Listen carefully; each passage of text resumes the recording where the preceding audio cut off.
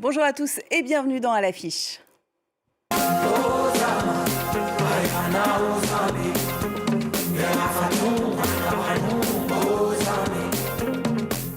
Elle fait vibrer Mayotte à plein poumon. Zili, véritable Mao, reine des ondes, bouscule les frontières à coups de rythme métissé. Entre tradition, pop et amapiano, l'artiste enchaîne les millions de vues et s'impose comme l'une des voix les plus irrésistibles de l'océan Indien. Bonjour Zili, ravie de vous rencontrer et bonne année. Bonne année, bonjour, merci. Alors 2025, c'était déjà bien terminé pour vous avec le prix Jeune Talent des Trophées de l'Océan Indien et un single, Mamio. 2026 s'annonce avec un concert au Casino de Paris fin mai et la préparation d'un album. Comment allez-vous ? Je vais très bien. Je vais très bien. L'année commence super bien. En plus, je viens de recevoir 2 trophées en début d'année de meilleure chanteuse traditionnelle et aussi meilleur clip dans Zama. Donc, je suis très heureuse. Et aussi ce concert, ce fameux concert au Casino de Paris, le 22 mai 2026. Voilà, on va en reparler de cette date qui approche, Mamio que l'on entend, hommage au courage et à la résilience des Mahorais. Un an après le passage du cyclone Chido, vous rentrez justement de Mayotte. Comment ça se passe sur place ? Quel témoignage vous pouvez apporter ? Alors, comment ça se passe sur place ? C'est beaucoup la débrouille encore, tout le monde se débrouille. C'est très compliqué pour travailler, tout est bloqué. Mais Mamio est là justement pour rassurer les Mahorais et les Mahoraises de continuer le combat, de ne rien lâcher. Mamio, c'est quoi ? Qu'est-ce que ça Mamio, veut c'est dire ? la rosée du matin. Ouais. J'ai vraiment choisi ce nom parce que la rosée du matin représente énormément le renouveau pour moi, la force tranquille. Et c'est pour ça que j'ai vraiment nommé ce titre Mamio. Et j'aimerais que les Mahorais se retrouvent beaucoup sur cette force tranquille. Alors on va apprendre à mieux vous connaître, Zili. Vous êtes originaire de Tingoni et vous portez haut une culture assez méconnue. Parlez-nous un peu de vous, de votre passion pour la musique. Comment tout a commencé ? Je crois que c'était très jeune. Hein ? Oui, j'ai commencé à l'âge de 7 ans avec ma grand-mère. Et puis j'ai grandi avec différents univers musicaux, mais surtout comme base la musique traditionnelle mahoraise. J'utilise ce qu'on appelle le ngoma, le dori, qui est un tambour traditionnel de chez moi, et le mbiwi. Ils sont deux bouts de bambou. C'est un art qui est beaucoup pratiqué par les femmes à Mayotte. Et j'ai été vraiment bercée avec ces femmes qui m'ont appris beaucoup de choses. Cet art musical mahoraise qui est pratiqué par les femmes qui chantent énormément le courage, la force et la détermination des femmes. Alors les racines, les ancêtres, c'est important pour vous. On écoute Coco, hommage à votre grand-mère chérie.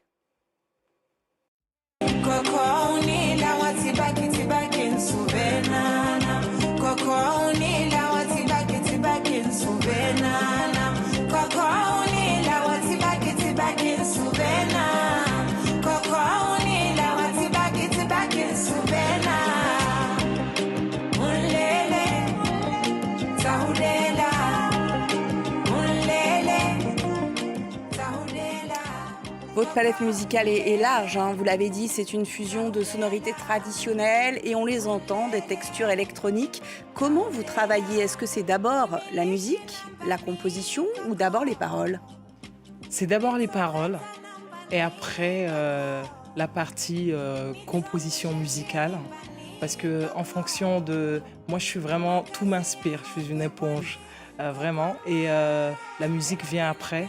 Après, des fois, ça peut être aussi mélodieux. Je peux me réveiller avec une mélodie et en fonction de mes humeurs, si je suis d'humeur un petit peu nostalgique, ça va partir de là et je pars en composition et après j'écris ce qui est en moi, ce qui me revient, ce qui me fait vibrer.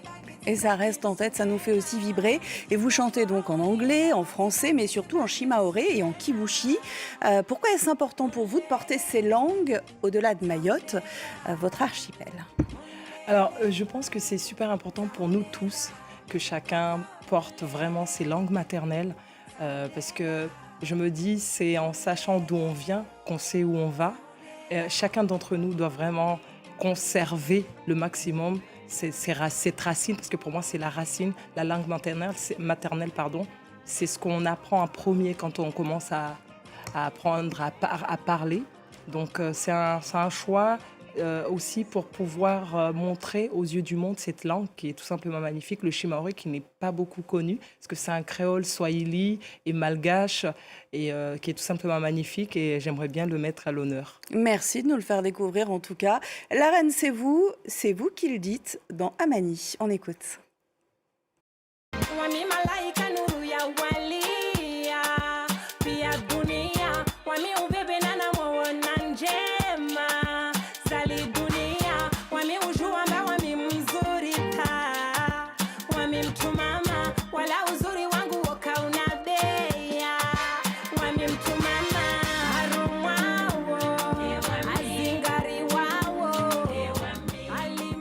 Magnifique chanson qui célèbre les femmes, nous toutes. C'est important de le dire, de le montrer. Vous pensez qu'elles sont encore trop invisibilisées, les femmes, dans nos sociétés aujourd'hui et peut-être également dans la société mahoraise, Zili? Je trouve aussi. Je trouve énormément que la femme n'est pas assez mise en valeur, n'est pas assez mise en l'honneur par rapport à tout ce qu'elle fait, par rapport à tous les combats. La femme porte la vie, la femme supporte la vie. Et j'estime qu'il faut vraiment qu'on parle énormément de la femme et la mettre en valeur et la rassurer parce que c'est une reine, c'est une fleur qui mérite vraiment d'être arrosée d'amour constamment. À quelles difficultés sont-elles confrontées dans la société mahoraise? Mayotte, on dit que Mayotte, c'est une île matriarcale. La femme, elle prend toutes les décisions de la maison, des foyers, des problématiques. La femme gère tout, la femme entreprend. La femme est au combat, la femme éduque, mais politiquement, la femme, elle n'est pas assez. On ne lui donne pas assez de responsabilités et même des grands postes, on ne donne pas assez de place à la femme mahoraise et je trouve ça dommage parce qu'elle mérite. Parce que, comme disent beaucoup d'hommes mahorais d'ailleurs, sans la femme mahoraise, Mayotte ne serait pas Mayotte. Mmh. Votre notoriété, Zili, vous place parfois dans un rôle de porte-voix. Ressentez-vous une responsabilité particulière dans cette période complexe pour les Mahorais? Bien sûr, bien sûr. Je pense que, moi je me dis toujours, chacun d'entre nous doit donner le meilleur de soi-même pour poser sa pierre à l'édifice. Moi je fais comme je peux. Moi c'est vraiment apaiser, essayer de réunir, de rassembler et tout en restant, en disant aux gens de ne pas oublier les valeurs humaines, l'amour, le vivre ensemble et le partage. C'est très important. Et sur cette île où le statut d'intermittent du spectacle n'existe pas, vous avez fondé votre label Yaka Music. Vous me l'expliquiez, vous êtes touche à tout, c'est vous qui pensez à tout dans vos clips, les costumes, le maquillage, c'est l'art de la débrouille finalement pour émerger en tant qu'artiste. Quel est l'objectif de ce label et quelle est la réalité finalement des artistes à Mayotte? Alors la réalité, vous l'avez dit, on n'a pas le statut déjà d'intermittent de spectacle. La musique à Mayotte n'est pas encore vraiment prise au sérieux. Donc toutes les artistes sont vraiment dans la débrouille comme moi. Moi j'ai créé le label pour déjà pouvoir me lancer parce que j'avais mes objectifs, c'était pour pouvoir vraiment aller assez loin, amener assez loin le maximum que je peux la musique mahoraise. Aujourd'hui, on manque de tout. On est obligé de venir sur Paris pour pouvoir, ne serait-ce que des fois, produire une chanson. Donc c'est assez compliqué. Le label, déjà, c'était pour me produire moi. Et potentiellement, mon souhait, mon rêve, ce serait d'accompagner d'autres artistes de mahoraises. Mais pour l'instant, moi, je ne peux pas en produire d'autres parce que moi-même, j'ai énormément du mal. Parce que je suis obligée des fois de faire la maquilleuse. Tout ce que je touche, je réinvestis à chaque fois.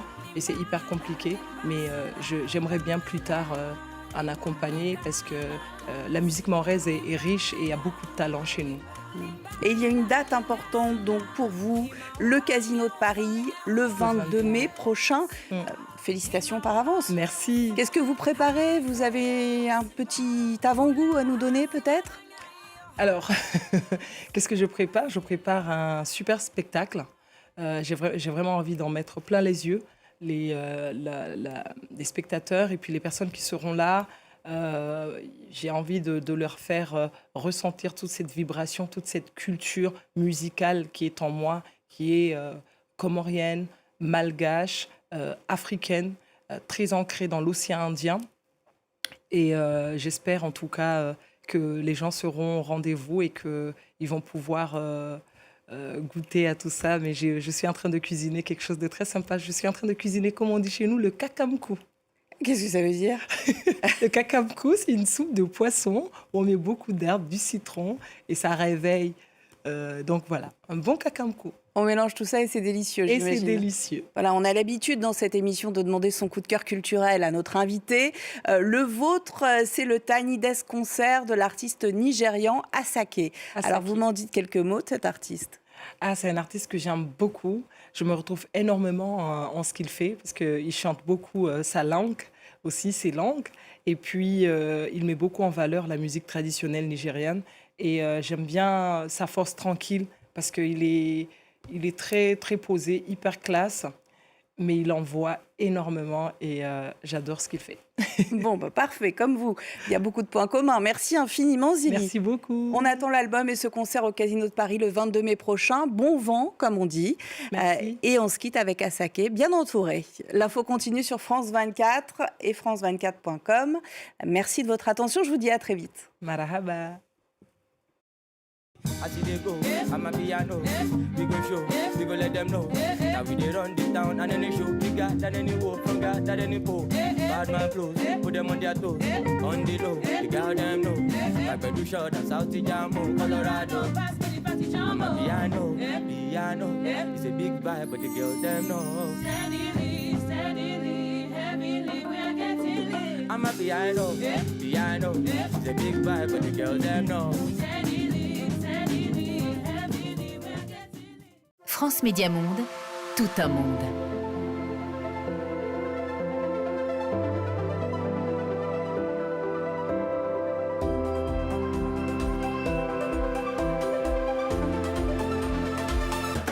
Elisa chúc mừng năm mới. Heri ya mwaka mpya. Happy New Year. France Média Monde vous souhaite une bonne année 2026.